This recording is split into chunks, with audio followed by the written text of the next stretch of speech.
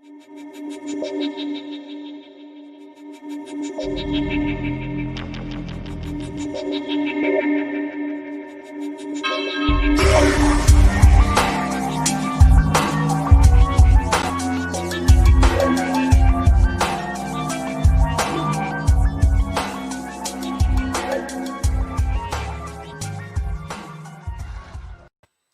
up, everybody? Welcome back to the Basement Monsters podcast.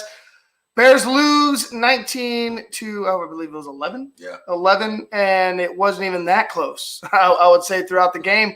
Bears lose, and it was they deserved to lose, flat out. They could only muster up 3 points up until the fourth quarter.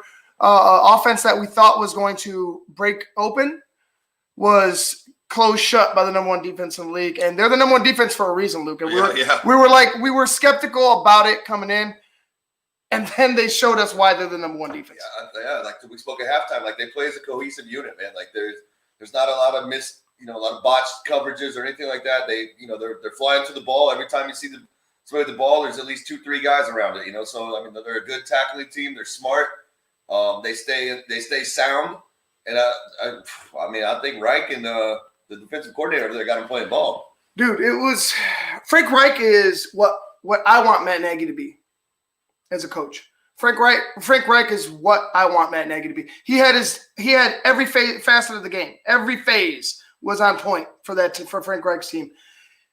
Like I said, the score was 19-11, and it was close throughout, 16-3 for a long time.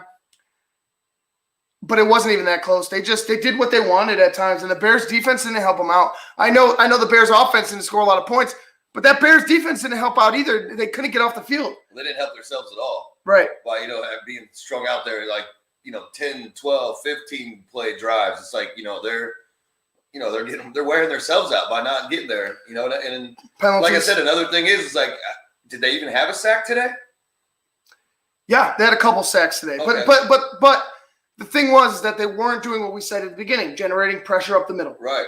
And if they don't sign Snacks Harrison this week, you know what? The defense is going to continue to do this. They need a run stopper. They need somebody to generate pressure up the gut, and it's not there. And if they don't have that defense, that defensive pressure, you better hope your offense comes alive and puts points on the board. Well, shit, like for the whole half, the entire game was pretty much 3 points for the Bears. Yeah. Like how do you justify benching your quarterback last week and doing this week? And not throwing to your number one receiver until the fourth quarter. Weird. Keon Allen Robinson. Why didn't you go to, hey man, I want to let you know, Allen's our best receiver. Allen will go up with anybody and grab it and come down with it. Why don't you continue to go to him? It was just too little too late. And this is Matt Nagy's offense to a T. Too little too late. You show up too late. Like, why aren't you going no huddle? Why aren't you making that defense run? Keep going. That builds momentum. No huddles can build momentum. And I think it will. I think with a Nick Foles at quarterback, you could do that. You could run a no huddle. Of course. And keep that defense tired and moving and on the field. But Matt Nagy doesn't do that. Some of the play calling was skeptical. I mean, it's just you weren't going downfield. You weren't attacking downfield. Yeah, I think, I'll be interested to see what Nagy says at the end, the post-game press conference, because I'll tell you what, like, to me, that's all on him. Like, that whole game right there is on him. Like you said, hardly any catches by Allen Robinson in the first half. Then he explodes, gets a touchdown towards the end of the game. And it's just kind of like, what did you forget you had him? Was he wearing a different jersey or something? Yeah, he's not just fighting for a contract extension. And Anthony Miller not much involved, which, okay, you dropped a couple. That's fine. But you're giving your golden boy Mitch how many opportunities? Like, let's go. Run him down the field. Even if he's a decoy, run him a seam route straight down and throw Mooney coming in on a post underneath him. Mooney missed so many opportunities. And I think the kid's still going to be good. But there's obviously a learning curve. There was so many misses to Mooney. And he was there. And I don't know if it was Nick. I don't know if it was just they're not on the same page yet with the offense. The first ones were overthrown. I mean, they were high. Like, there's no way he's grabbing them. No. But Mooney would have beat the receiver. I think he would have beat the corner to the first down. Yeah, I agree. But like I said, I think what Matt Nagy did is he saw the flashy couple plays he made like a couple weeks ago and was like, oh, all of a sudden now I can just include this guy and make him with these crazy. Like, no, the kid still needs reps. He still needs reps. I like to see them continue to run the football. I really do. Even that 2-point conversion at the end of the game, boom, completely fooled them. Like I like that they're making it a point to continue to run the ball. Mm-hmm. But when it was clear that they would bite out play action, even if you weren't being successful with the run, push it downfield. Yeah. I mean, that's the name of the game. I felt like they should have, even if the Colts are the number one defense, push it downfield. Well, and you got to keep them guessing too. I mean, like they only threw to Jimmy Graham like 3 or 4 times. Like I feel like they could have mixed it up a little bit more. But yeah, the biggest blank to me is why is Allen Robinson only being gone to in the fourth quarter? Why was he? Yeah, you were catch up. Like why not? Like he should be the one getting more balls thrown to him than anybody else. And he did in that last drive. You went to your go-to receiver in the last quarter, in the last drive, in a desperation attempt to win the game. Like you had no desperation in the third when they were shutting you down. There was no desperation and no huddle in the third. Matt Nagy just like I think he just want to a fault. He will just play his game. Yeah. To a fault, he will not adjust. Where are the adjustments? Where were the adjustments? There was no adjustments in that second half. It seemed like it was the same game, or it was the same game they were playing in the first half. There was no adjustments. Yeah, but like you said, whatever it is with him, that's fine. But on the flip side, it's Pagano, man. Like I don't know what kind of defense that guy's playing. It seems like he brings pressure against quarterbacks that can move a little bit more, but then the pressure kind of eases off when you have a pocket passer. Like I'm not real sure. Like there was no, like they were. I tell you this. Phillip Rivers beat that blitz one time, and he got so scared that he stopped blitzing. Yeah. That's what happened. So you're playing like my boy Chris. He's like they're playing timid. Hell yeah, they're playing timid. Mm-hmm. You had you were supposed to let loose because you could trust your quarterback. He didn't let loose. He got even tighter. I'm gonna go jump on a limb and say that I think against this defense, maybe Trubisky might have been a little bit better. Maybe because he's mobile. Because he's mobile. Right. He's mobile. And you've made the move, so now you can't look like an ass and go back. What are you gonna do? So you handcuff. What yourself. are you gonna do? You played yourself. Yeah. Congratulations. Stick a quarter in your ass. Yeah, exactly. And it's frustrating because I could still see this team being successful with Nick Foles. But the defense has to step up. The defense is, and that's where I'm going next. Let's pump the brakes. I got it together. I know where I'm going. I'm in total. The defense. Where the hell are you? They were talking on the broadcast, Luke, and I was telling you what the hell they talked. They kept saying, "Oh, this great Bears defense, this good Bears defense." What good Bears defense? What good Bears defense? You allowed 26 points to the Lions. You allowed 23 points to the Lions. You allowed 26 points to the Falcons. You were in a ball game with the Giants. What good defense? Where is the good defense? I would like to see that. If I see good defense, then I'll call a spade. But there's no good defense on that football field. No. None. No. They like I said, I think like I said, I don't understand why. Like they should have had Snacks Harrison like that 2 games ago, maybe even beginning of the season. I mean, what's it gonna hurt? It's not going to hurt, especially with we see this like season, people could get sick, they could get hurt. So, I mean, why not beef up and have these extras that you can go to? They don't have to be every down players, put them in, second, third down, whatever, however you want to play them. But there's got to be something else there to help generate because whatever you have or whatever you're calling is just not getting the job done. It seemed like they went away from the blitz. It seemed like they were just letting Phillip Rivers sit in the pocket and here you go. Oh, here you go. Draw. Yeah. Oh, I know what's coming now because they're not doing anything different. Yeah. They're not, you know what I'm saying? Like it was hard to watch. The defense couldn't get off the field. That was it. 100%. And they let turnovers slip from their fingers. If Khalil Mack catches a easy interception in the red zone, it would have been huge. Maybe this is a different ball game. Yeah, maybe they're still playing. Missed opportunities. This was a necessary win for the loss for the Chicago Bears because I think you need to be checked. you need to be chin checked. This was a chin checking moment. Mm-hmm. It was an ugly game. It was a close game, but it wasn't close. You got chin checked. You got pumped. And you got a quick turnaround, so I hope you get it together. You got a quick turnaround against this guy's team who ended up calling it out. Tom Brady. Let me finish. I'll get to Tom in a second. But you got a quick turnaround in a Thursday night game with the Bucs. The defense in 4 days. I don't know how they're going to find it, but in 4 days, you need to.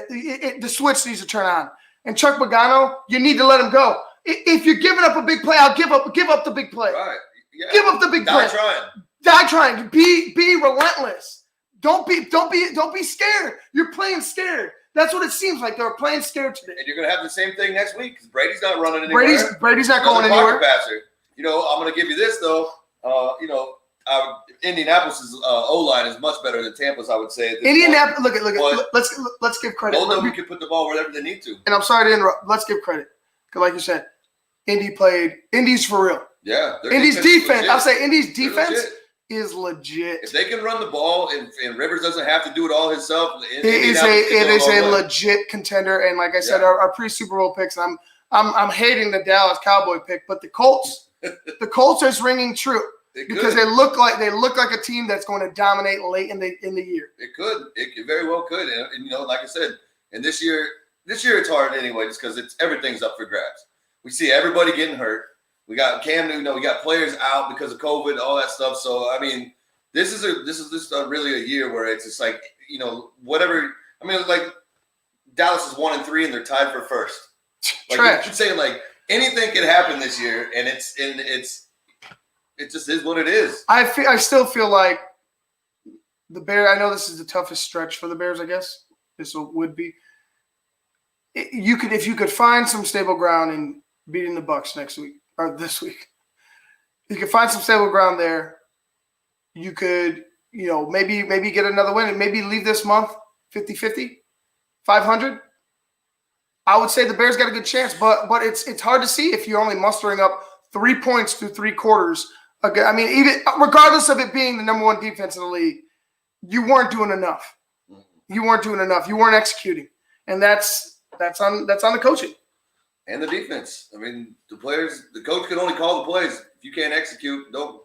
I agree, but it was more. Why aren't you taking shots? It was more like Matt Nagy bought into them being the number 1 defense and started playing scared, not to turn the ball over. Right. And then there was a huge interception.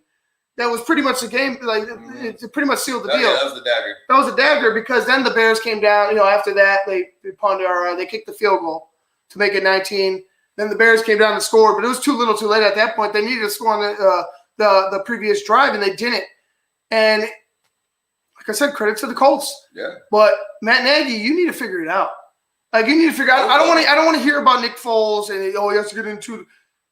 Okay, why did you bring him in if he wasn't ready to be? And you weren't going to let him do what he does. And you weren't going to let him do what he does. Why'd you bring him in then? Right. If he wasn't ready to mirror this out, like to pick it up quickly, why the hell did we bring him in? Why didn't we bring in Cam? Anybody else? If Nick Foles isn't ready to pick up the offense, why didn't we bring in anybody else? Mm-hmm. That's what I'm saying from this. Like it doesn't make sense because all we keep hearing on the broadcast and we keep hearing, I keep hearing. Is that, maybe he needs to be acclimated a little more. Like, kick rocks. You brought him in for that reason. Okay, so you tell me Cam couldn't do the same thing that Nick Foles did? He's doing it in New England. He's doing it in New England, but winning. Right. With probably less weapons around him. Less weapons around him. Yeah. I don't know. The Bears lose 19-11, and they need to figure it out because Tampa Bay's coming in. They're coming into town on Thursday. Fresh off a comeback win. Brady, 5 touchdowns. 396. 369 or 396. I think it was 369, but 5 touchdowns. And you're going to get embarrassed again if you're not ready in 4 days. You're going to get embarrassed. And this is an embarrassment. This game was an embarrassment because they played Bears football against the Bears. That's exactly what they did. They played Bears football against the Chicago Bears. And that's an embarrassment. Yeah. That's an embarrassment. You can't do what – like you let a team go ahead and beat you in your own house. Right. You might as well give them the keys. Right. Like, I think another part of it is, like we've been talking about, those first 3 games. I mean, you had the Lions, which should have been a given win anyway, and you still had to fight like hell to get that. Then the Falcons, I mean, the Salvation Army came in, and you beat them. They gave you everything you ever wanted. And then, I mean, you just like your first 3 games were just, now you played a real team. This is the team. This is the game right here that you need to judge yourself on, because this is a real team, and now you see where you stack up when you start. This is just the Colts. Like, that's not an offensive juggernaut. When they get into Green Bay or they get into some of these other teams, Tampa Bay, when they have people that can generate offense, that can put up points, you better hope you can match them or stop them, one of the two, because you need to do work. There definitely need to be some tweaks on both sides of the ball for sure. It was rough to say the least. Like, it was rough to say the least. And I called it in like middle of the third quarter. I was like, that's the game. Yeah. As I told you, I was like, that's the ball game. Yeah. The Bears didn't see it. They didn't show. They came out flat. They didn't have any life. It was like they bought into the Colts being the number 1 defense. That's all I could think of. Well, yeah, it's like that after that first. Because they gave the Colts too much respect. That one pass that Xavier Rhodes almost got it. It seemed like right then that scared them. Yes. And they kind of quit. They were like, "Oh, we don't want to go too deep because that might be a pick." But another thing I think with Chicago too, though, like I said, I would sign Snacks Harrison 2 weeks ago. You need to sign Snacks. The other thing I would do, obviously, I mean, they've already done it, but I would be getting Lamar Miller up to speed as fast as possible. Just to take some wear and tear off of Montgomery. Lamar Miller catching a screen. I would think if Lamar Miller kept, like I said, gets acclimated quickly, he will produce. And the best thing about it is it takes some wear and tear off of Montgomery. Because with him, without Cohen back there, he's just getting pounded. Whether it's in the backfield or he's running 20 yards, he's still taking those extra shots and those hits.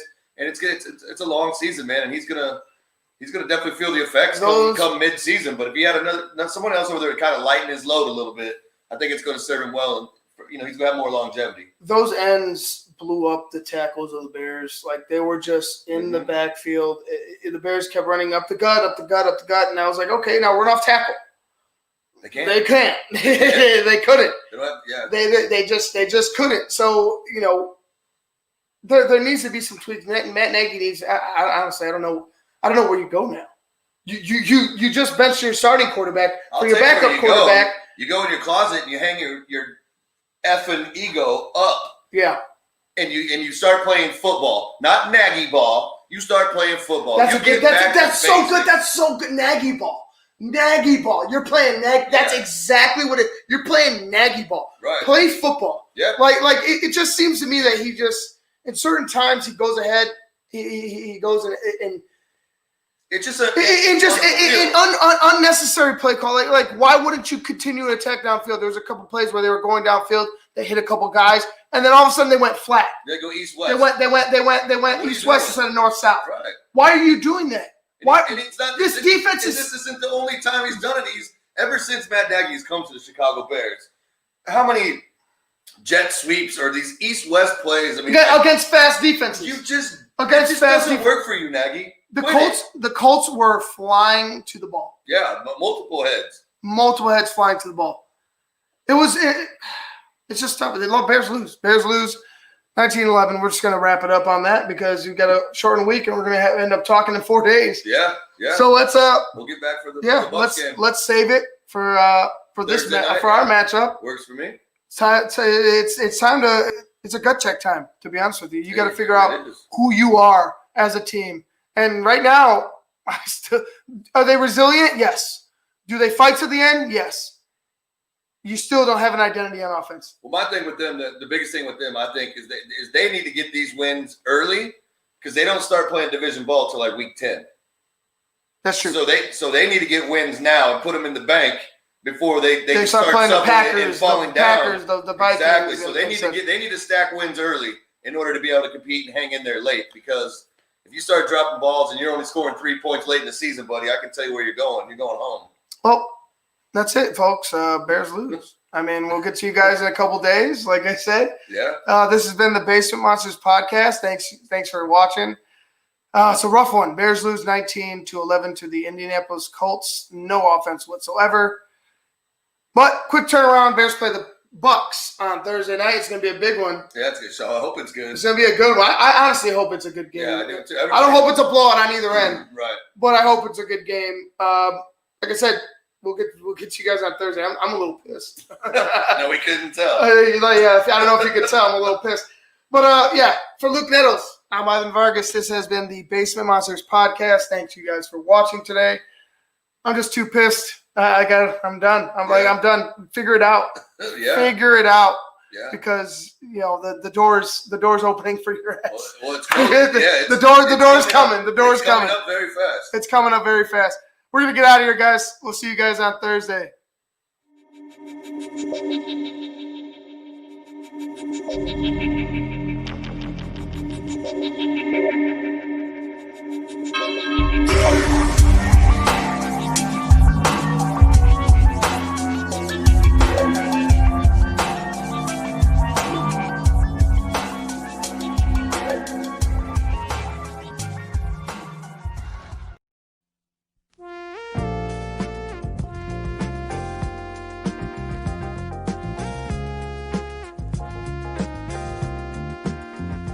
I just heard my favorite band is in town. I'd love to get good seats, but everywhere I've looked, the ticket sites have crazy service fees. Haven't you heard of TixSplits? Who? TixSplits. They don't gouge you with crazy fees. The price they advertise is the price you pay, plus a small delivery fee. Never pay service fees again. Go to TixBlitz.com today. TixSplits.com. Guaranteed seats, low prices. That's TixSplits.com. Every ticket, every venue, everywhere.